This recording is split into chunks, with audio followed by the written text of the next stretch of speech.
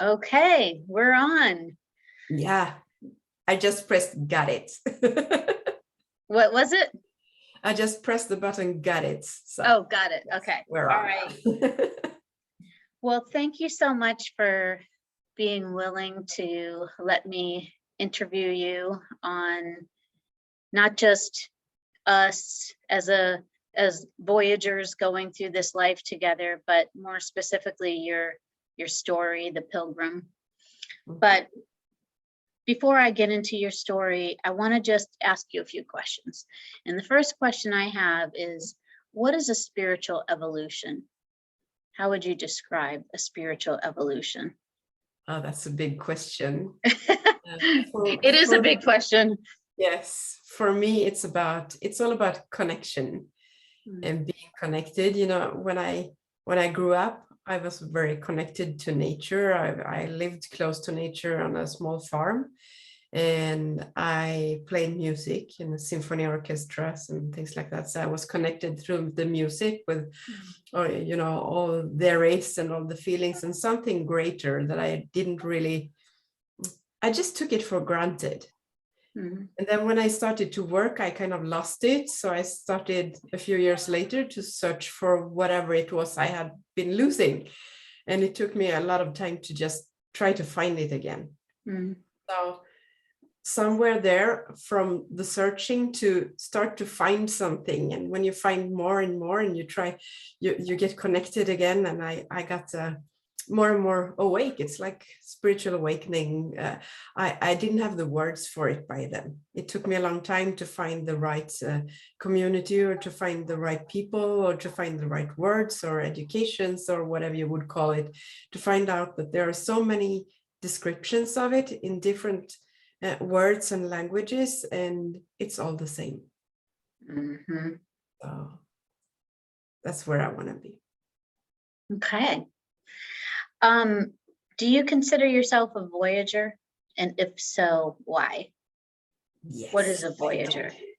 Yes, for me, a voyage is about adventure. You're going somewhere and you have no idea where you're going. And you so much want to do it because you know there's something exciting over there. So I just want to go and find out more. You know, when my world gets a little bit bigger, when I understand something, when I experience something that I haven't known before, I haven't felt before, I haven't experienced before, it makes my world bigger, and that makes me really, you know, awake and excited about life. That resonates with me so much. I could have just said those exact same words. Yes, I love that. It does make life exciting. What would you consider your personal calling? And does your personal calling ever change? Yes, I would say my mission to be here in life is to be me. And I realized it many years ago, but then it took me a lot of years to find out. So who am I then? That is so huge. I know. Who is this me that I'm supposed to be? You know, if I consider myself as a vibration, I want to be the clean chord of who I am. I don't want to feel dissonance in my being from where I'm supposed to be. If I feel it's, you know, it's like toothache. It's painful to be where I'm not supposed to be, but it's very difficult to say I have a call. I don't have a calling to be a nurse or a calling to be something like that. I just have a calling to feel in a specific way, and the way when I feel that specific way, I get people coming to me that needs that kind of special vibration, that special feeling. So I feel like more like a gas station.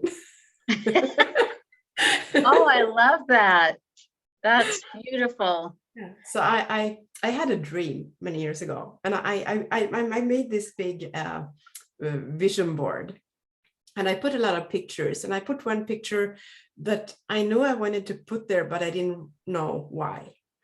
And it was a picture of the world, and it had a grid over it with triangular system of different light dots. And triangles connecting all the dots, and I didn't know what it meant, but I knew it should be there in the connection corner of my vision board.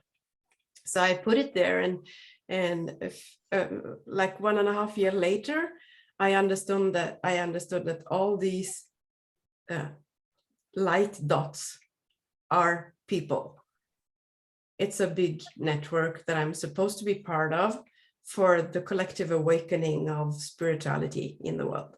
Mm. So I knew to be there, I just had to find my vibration and to keep that clean. Mm.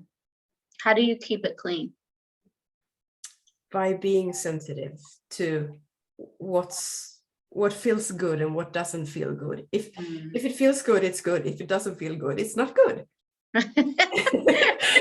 It's not so hard, you know. Yes. No, it's so true. But sometimes we make it hard, and sometimes I just refuse to listen, and I do things that I'm not supposed to do. I know I don't feel good eating some kinds of foods, or right, not doing my exercise, or not taking time for myself, or whatever it is. Sometimes I know I have to go one road instead of a different road, and I am supposed to follow that. Otherwise, there will be a jam or something. And sometimes I go the wrong way anyway, but I knew I should go the other way. Right. And then I start to ask myself, so how much of a reminder do I need to remember that I'm supposed to listen? I'm supposed to keep that connection and that vibration so clean that I always listen to be on the path I'm supposed to be on. So. How does that affect relationships? So, for example, if you meet a nice person, they're nice. There's nothing wrong per se with that person. Everybody else likes that person or those people or that family member, you know. But for whatever reason, that connection, it just doesn't feel good. How do you reconcile that with yourself? I was divorced twice. Keeping it real. I love it. Me too. And that's because from the beginning, there was me in a special context. And when I started to grow the core of me, my specific vibration, some things that was around me didn't fit around me anymore. And it wasn't them, it was me, because I grew out of it, and I had to face it sooner or later because I got sick. I couldn't stand it. I couldn't be there. So I had to make very tough decisions, and there was not really logic around it. It was more like I had to do it because I was going crazy. Yeah. And I couldn't really explain why I was going crazy. And it was even more hard because you know, I evolved, and the people around me wasn't on the same spiritual path, and I could never explain why I evolved in the way I did. Yeah. So in the relationship I'm in now, we were friends for many years. First, it took us 7 years to realize we should be together as a couple, and he was the only one that I could let into my kitchen without being nervous about what he would touch. because he didn't disturb my frequency. We can be in the same place, but it's not that I have to keep him very close. I love to be close. Yeah. But it's not, you know, it's not that revolutionary passion that is, tearing everything apart. It's so smooth. It's like dancing, but it's like dancing when it's so perfect, you feel almost like you're dancing with yourself. It's a perfect dance. Yes. Of vibrations. So that's what keeps us together right now, because we love to not disturb each other. I love that.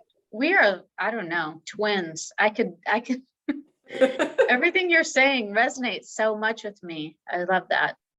I truly understand what you just described. which is beautiful. And that feels great to hear, because Mhm. that's why I love to be in this Voyager project, because to find friends anywhere, you know, when you live in a Yeah. small town, it's not so easy to just find someone that you can say these kind of things to and they will understand you.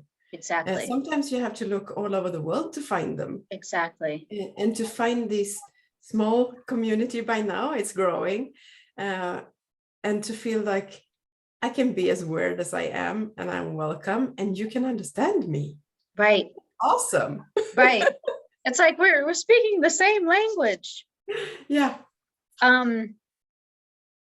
If there was one message you could share with the world, Mhm. what is your message? To be present. Mm.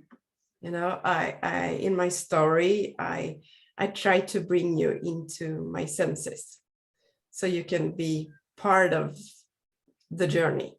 Yes. And I need all my senses. I need the physical senses and I need the unphysical senses. I need to be there to show up for myself and for the world, because if I'm not alive when I'm alive, who am I then? Mm. So I, you know, it's a cliche to say seize the day or just be awake or be present, but that's the greatest gift to yourself, to be present. That's the present, the gift. Yeah, that's right. So That's not always easy to do. no, but you know, I love to just you know, to touch things, to taste things, to look at beautiful things, to feel the right now it's -10 Celsius outside. It's very cold, so it's like freezing. But when you breathe in, it's so refreshing. Yeah. And it's you know, it takes away all these things going around inside of you, because it's so refreshing. It's so clean. Yes. So I love these sensations, and I want to go detailed. I want to be there with all these senses, not just to run away to the next sensation or to the biggest sensation. Right. So when I felt I'm in distress, I need, you know, bigger stimulation, or you know, stronger foods or harder exercise or whatever, then it's time to back off, because then I know I lost the details and I need to find back to breathing, feeling, tasting, touching, enjoying the moments, because my path is not very speedy. I do a lot of things and I fill my days very much, but it's not speedy. Mm-hmm. It's hard from the outside to understand what's going on inside. Mm-hmm. But if I cannot be there tasting that breakfast, or you know, hugging that morning hug, or doing that you know, breathing that cold air, it takes me half a second, but I notice it and I enjoy it, and that's the enjoyment that fills me with life. Yes. Oh, I love that. Which really is a great segue into your story, because what I love about your story, and when we were all together a week and a half ago or so, there were comments about your story. I think it was Amy that shared about the detail, the level of detail, like, or maybe it was Michelle or somebody, but I so resonated with this, that as I'm reading through your story, you pull in all the details of everything around you, from your, you know, the hook on your knapsack to the string tying the compass, like, just you really provide that visual and sensual kind of, the smelling, the tasting, the touching. You really bring the reader there. And so I wanted to just kind of talk to you about your story, the Pilgrim. And what is your story about in a nutshell, before I get into the questions? How would you describe it? Yeah, in a way, I would make the conclusion to say it's mostly freedom. And it's about the ease of how to find a deeper meaning in things if you just notice them. You don't have to go far away. You don't have to make it complicated. You don't have to do advanced meditations. You don't have to follow systems or churches or languages, or you don't have to learn very much. You just have to be. So that's the essence of the story. It's not so hard. It's more like the hardest thing is to just be there and do it. Right. Is to be, because when you are just, present, so many magical things happen, like you described. Yeah. So one of the things that I wanted to do is read different parts that really struck me. And I know I've shared a few things with you, but I also have questions about those parts. So one of my favorite paragraphs is where it says, "The heart in the middle of the stream keeps asking for my attention, and I glance at it. The water splashes around it, but the rock is solid. What is it trying to tell me? Is nature talking to me to help me, or am I going crazy? Is my subconscious talking to me through these symbols, or is it God? I wonder what this rocky heart tries to tell me. Am I strong and persistent like the rock, or am I going to be petrified from inside due to my sorrows?" And so what I wrote down as some questions is, are you going crazy? Maybe I am. What In a is your good answer? way. Did you see the Disney movie Vaiana? What is it called? Vaiana? Vaiana? The No. Disney movie. There's an old lady in the movie, and she says, "I'm the village crazy lady. I can do anything." I love it. And there's so much freedom in that comment, and I just love it. And Yes. if this makes me the village crazy lady, I'd love to be the village crazy lady. I love that question because we ask that question sometimes. I think there's a knowing that we have when we have moments like this. Yeah. What was your knowing? You're asking, your human self is asking, am I crazy? I mean, am I going crazy here? Yeah, it's a fight. It's because what I'm doing, I'm sitting down, I'm watching this stream and this huge heart-shaped rock. And I just realized, because all this path that I'm on is where I'm learning that nature talks to us with symbols, with some symbolic language. So my brain is trying to understand that there can be symbols, and symbols can mean something. And my heart already knows. So there's the fight between the brain and the heart. So am I listening to what the heart already knows, or am I trying to logically explain to my brain so that the brain will be aligned with what the heart already knows? Or because I didn't by then practice acceptance that as much as I did now. I just accept. So this heart is telling me something. So if I was there now, 10 years later, I would say, so how does it feel? It feels like I am enjoying being here with this strong heart. It's strengthening me. And that would be the message of the heart. It's strengthening. And I don't have to, my brain doesn't have to understand what it's trying to tell me, because I will find out later. I just know that I have a relationship with the nature right there, and it's strengthening me. It makes my heart know something that I had to know, and it's enough. But by then I was trying to explain it in my brain. Isn't that amazing? Your heart knows something. It's like Carolyn Mace says, there's a quote that she said that we must, fight reason and logic as gargoyles to which we must defeat.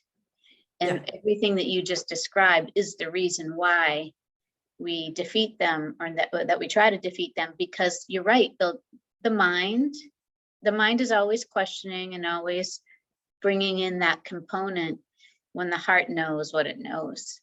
And that's what I love about that. I could really relate to what the heart knows. and the magic that is really there. Yeah. And I have a friend, he used to say, so if you think with your heart and feel with your brain, there'll be an open path between the brain and your heart, and you will be aligned with yourself. So when the first thought that comes from the heart and not from the brain. And when the brain knows that the feeling was true and you can test it logically and it's aligned, you know, there's nothing that can stop you from going that way then when you're trying to make a decision. Well, now, how would you do that practically? All right, so let me just make sure I understand what you just said, because I really liked it. So the heart feels and the brain thinks, but if you could reverse it and make your heart think and your brain feel, how do you do that?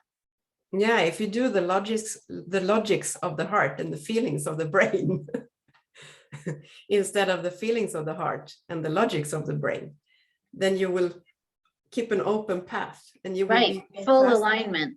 Yeah, you will be so fast in your communication with yourself. So it's like a compass, and it says the needle is pointing that way, and you don't have to think about it. You don't have to feel into it. You just know, because there's no disconnection between the heart and the brain.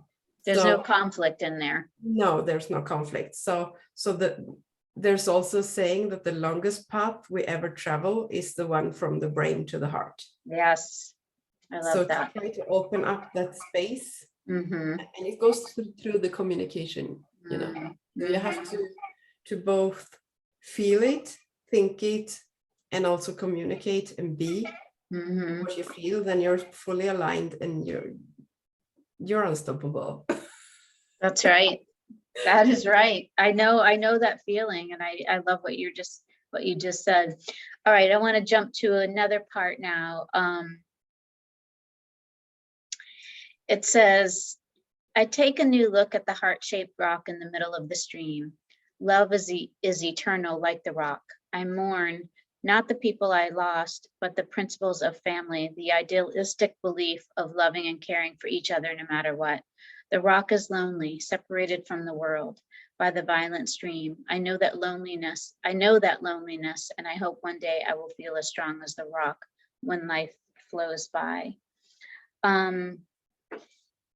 What would you tell someone who was struggling with loneliness? This was really poignant, and I think anyone reading that can really relate to what you shared about. It's not so much the people you lost, but the idealism. You know, we grow up with an ideal, the dream of like, this is how life is supposed to be, or whatever. We have these, and actually that dream or that pursuit keeps us excited.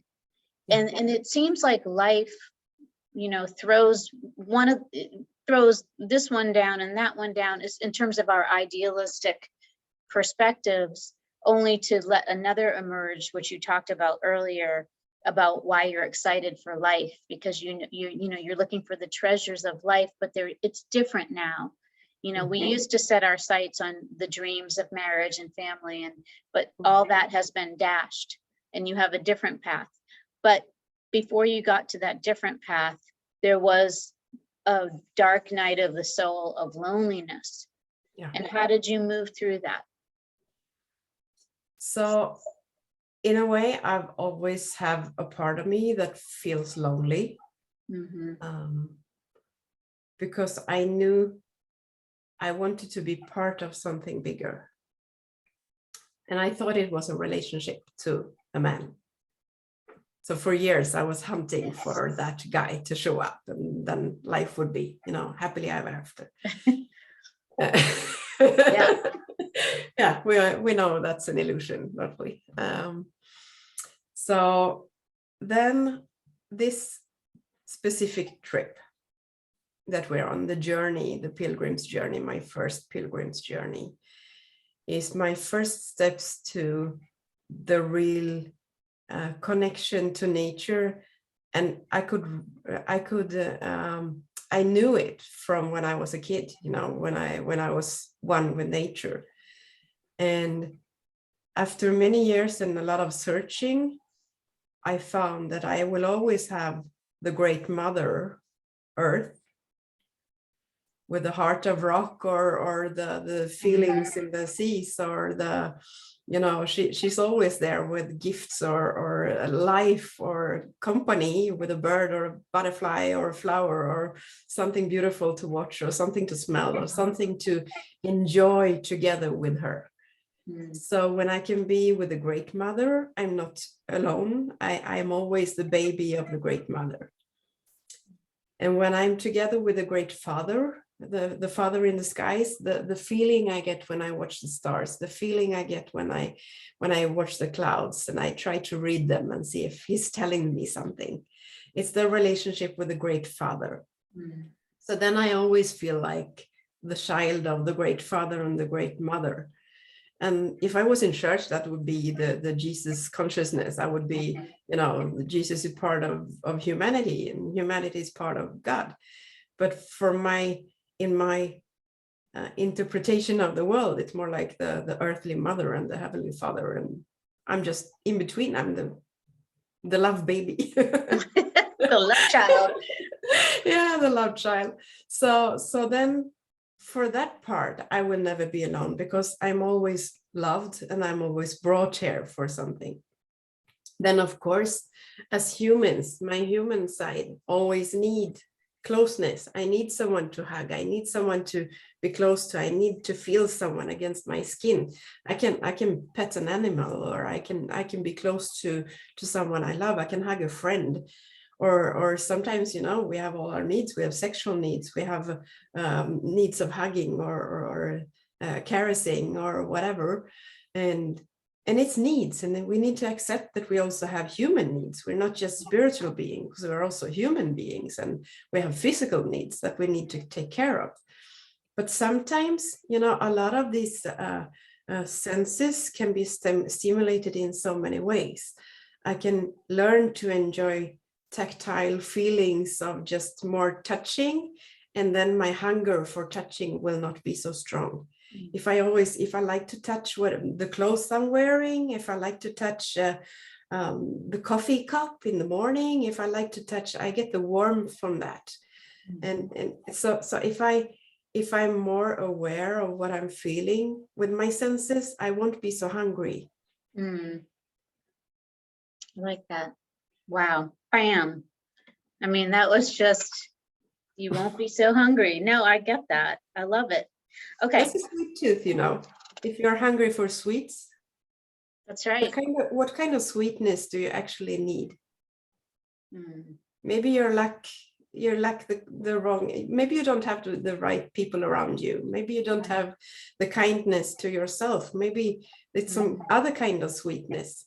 We have a lot of, you know, we have a lot of messages in our words. We have weight on our shoulders. We have we miss sweetness. We're hungry. We are, by listening to the words in a deeper meaning or in a wider meaning, we know so many things that we miss if we don't listen. Right. And I think that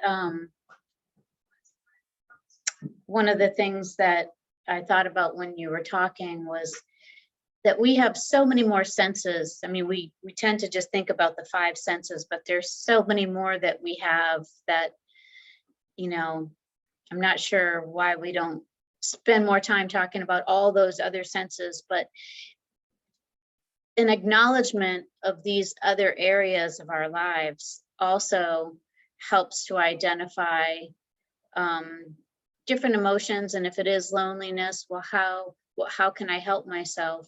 But I like what you're saying, because you're putting a different perspective on something very tangible, that, you know, it's, yes, I might like sweets, but eating something sweet is not the only way to curb your sweet tooth. Yeah. So there's another part of your story that I love, and it's kind of like the third section, if you will, that I want to talk about. And so it starts in a paragraph that says, the pilgrim signs lead us from, I'm sorry, I'm going to jump down. The darkness calls out my despair, and I feel small and fragile. The old memories and sorrows catch up with me, and I need to face them like I face the darkness in the forest. My eyes tear up, and it is hard to swallow the lump in my throat. I need to accept what is and move on. Even when I am alone, I will manage. I will find support. The white birch staff in my hand helps me balance through the darkness, and I know this will pass too. I will manage. Rays of sun filter through the treetops, and I see bright green colors. I can breathe fresh air again. I am relieved. The acceptance of what is flush the sorrow away, and I feel free to move on, both on the trail and in life. I loved what you said, and I wrote this down, flushed the sorrow away. And I think that's, that's sort of the magical ending of your journey, is that, you started with, some sadness and some inner disturbance. And then, it's just such a beautiful weave to the ending of, then just fleshing it out. And so I wanted to jump to one more paragraph, which is sort of you getting near the end, where you said, I realize that I cannot help her if I don't get, you were talking about your daughter, if I don't get myself together first. I have come far from the deep despair when I got my panic attacks. I manage, but I don't thrive. I settled with leftovers, and I promised myself I will never do that again. The wedding I felt was going to is between me and me. I promise to love and cherish myself for better or worse, and to confirm it, I will buy myself a ring as a reminder, which I think is so beautiful. I remember doing that when I was in my 20s, buying a ring for myself. And I want to tell me about that story. Did you buy a ring, and what was that like? I bought a ring. I bought a black one. It was a hematite ring, so it was a stone ring, a magnetic one, because it felt like it was balancing me. And I so much wanted to remind me about that there's no space for anyone else to be here right now. I need to be faithful to myself, and I need to remember that. And I also wanted to somehow help myself keep others out for a while, because I understood I needed to heal by myself. And I knew that the easy way out would be to get someone out there to hug me and please me and make me happy again. But to do that, it would just be the surface. And I had realized on this path that I can do it deeper. I can go so much deeper and release so much. I can cleanse so much from the inside.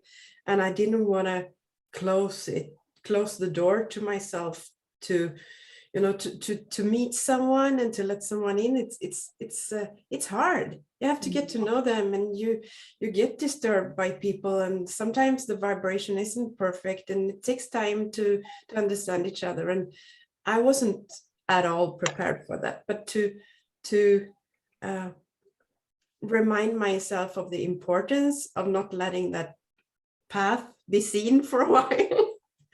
I had to do this ceremony between me and me. I love that. I want to thank you so much for sharing parts of your journey, and I'm eating every word and resonating with it so much. I feel like I could say, me too, me too, me too, the whole time. All right, so one final question. If a Voyager, maybe she doesn't know she's a Voyager, so she's wondering, is this my tribe? How would you help someone know? I guess, is it either you're a Voyager or not, or how would you help someone along their journey really find peace with their personal voyage? How would you help them to know you are on a voyage, you are a Voyager? We are always on a voyage, sometimes we're aware of it and sometimes we're not. Some people go through all their life not knowing they're on a voyage. Some people are interested in their own voyage, and I believe the people that are finding us, the Voyager project, are somewhere searching for their own path, searching for their own voyage, and inside of their own, experience, and probably somewhere feeling, am I going crazy? Are there other people out there like me? Are my experiences valid?